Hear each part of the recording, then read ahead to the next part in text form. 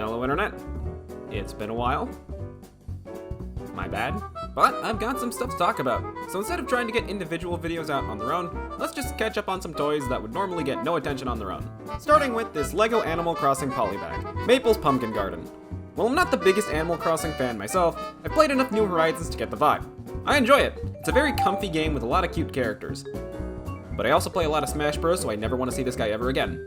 Luckily, this set doesn't come with him. It comes with Maple. It's cute, but I don't know anything about her. Though she does seem pretty fun. I like the new molded head, though I think another figure already used this. But to me, it's new, and it's cute. The torso is also nice too. It's just a little tree. I don't know why, but I got Mabel from Gravity Falls vibes from this shirt. Wait a minute. Maple. The build is also pretty nice. Simple, but gives you some fun things for her to do. 8 out of 10. I would definitely put Maple next to some Sonic characters. If I had any. I don't think I'll get any more LEGO Animal Crossing, but this was fun to check out what the theme has to offer. If you think it looks cute, I'd say pick it up. Now let's look at some Marvel Legends I've picked up. I'm still in a DC mood, especially with My Adventures with Superman coming back for a second season. And I really need to make that DC video before I forget. But I've been really enjoying X-Men 97, so I'm in a slight Marvel mood too. I ended up picking up Madam Hydra because she's a Captain America villain, and I got Quake so I can display her as Maria Hill. I will take anything that vaguely looks like something from Iron Man Armored Adventures. Let's start with Madam Hydra. I remember her being replaced by a Skrull during the second season of Avengers Earth's Mightiest Heroes. Then she had to team up with Cap during a pretty fun Prison Break episode. At least I think. I'm really scared to say that she did something, but then I forgot that was the Skrull and not her. But the figure itself is alright. It uses the old female body mold, which has very limited articulation, though you can still get some pretty decent shooting poses out of it. I like the color scheme, but that's because it's green. If you haven't noticed, I'm a pretty big fan of green. The head is alright. I think it looks good for the most part. The hair is just a bit off. Like, they wanted it to be in motion, and I think that's a really cool idea. I just think the hair looks really far away from her head for no reason. But yeah, it's not bad, just kinda weird. Overall, it's an alright figure. 6 out of 10. I'm a bit biased though, I got this for like $8 on clearance. Next I got Quake, though I'm using it as Maria Hill since, like I said, I want more Armored Adventure stuff. It may be a janky CGI mess, but it's my janky CGI mess. This uses the new female body mold with updated articulation and pinless limbs. It isn't perfect, but it's a massive improvement from Madam Hydra. You can get some cool kneeling poses, or just have her hold the gun with 2 hands. Why did it take Marvel Legends this long for her to be able to do that? Now the head on this is just alright. There is a bit of uncanniness to it, but nothing really bad.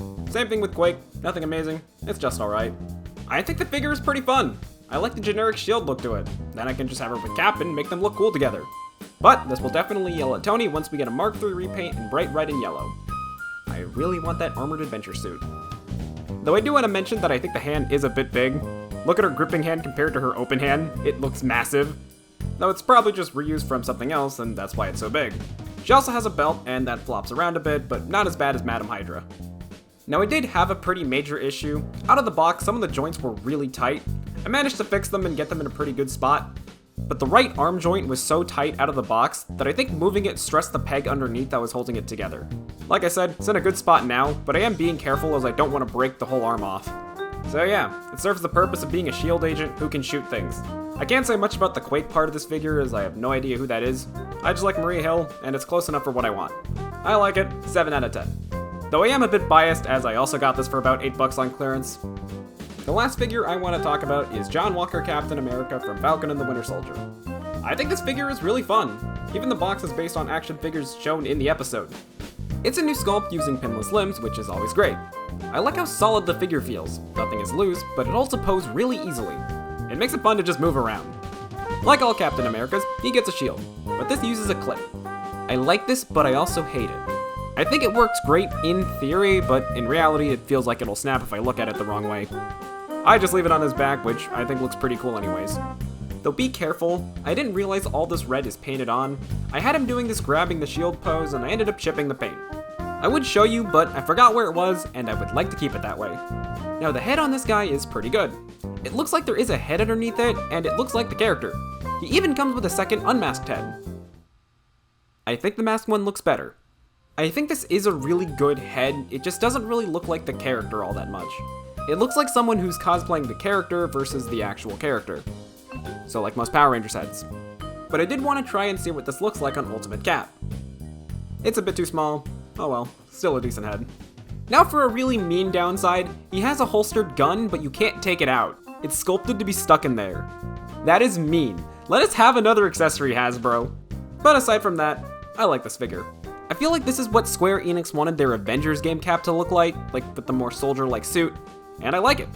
Though now that I type and now read this, I might just say this is a video game Steve Rogers Captain America, even if it quite literally isn't that. 7.5 out of 10 for this figure.